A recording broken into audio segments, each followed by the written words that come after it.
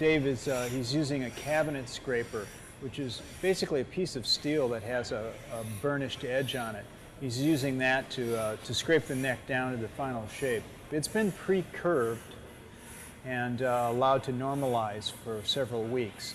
This allows the wood to do its natural twisting, and at the very last moment we'll radius the fingerboard for the playing surface and carve the last little bit of the neck.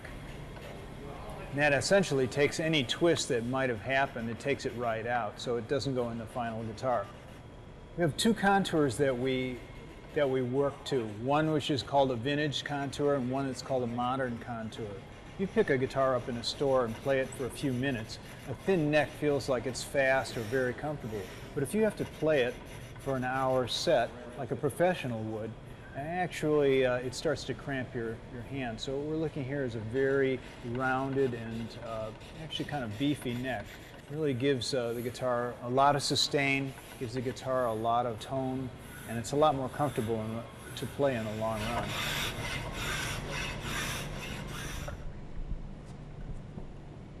One of the differences between a mass-produced guitar and one that's genuinely handcrafted is the quality of the neck joint. We under-machine the size of the neck socket on every guitar we build so that we can hand-fit the neck to the body. This is the crossroads. This is the place where the neck and the body's vibrations meet. And you want a good transfer of energy between the two to make a guitar that really sustains well. You can see how tightly the neck fits into the body here. By opening up the socket with chisels and a diamond file, Phil's able to make a neck joint that fits firmly and transfers the energy efficiently. By using a dovetail neck joint that's about 40% larger than a tenon type that's used in mass-produced guitars, we get more energy transfer from the body to the neck. The guitar has more sustain this way, and it sings with a more vibrant voice.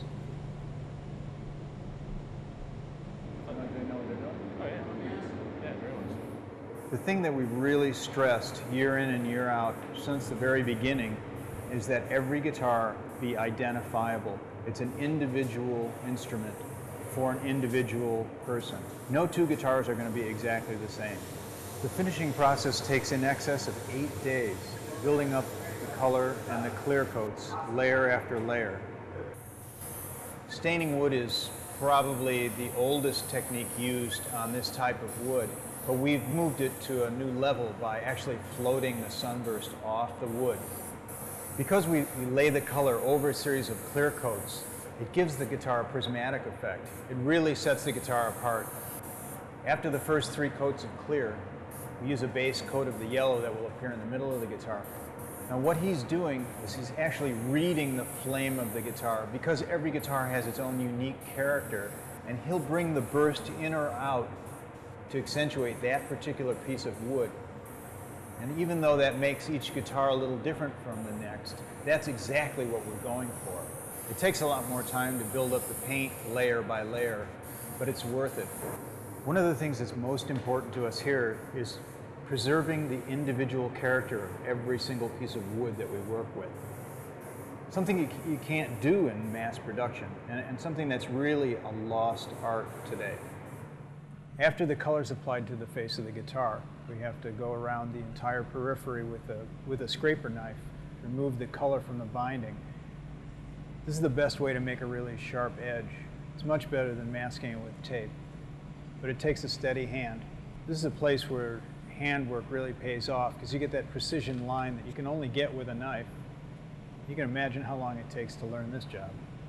Once he's finished with this stage, the guitar can go back into the spray booth and get its clear coats.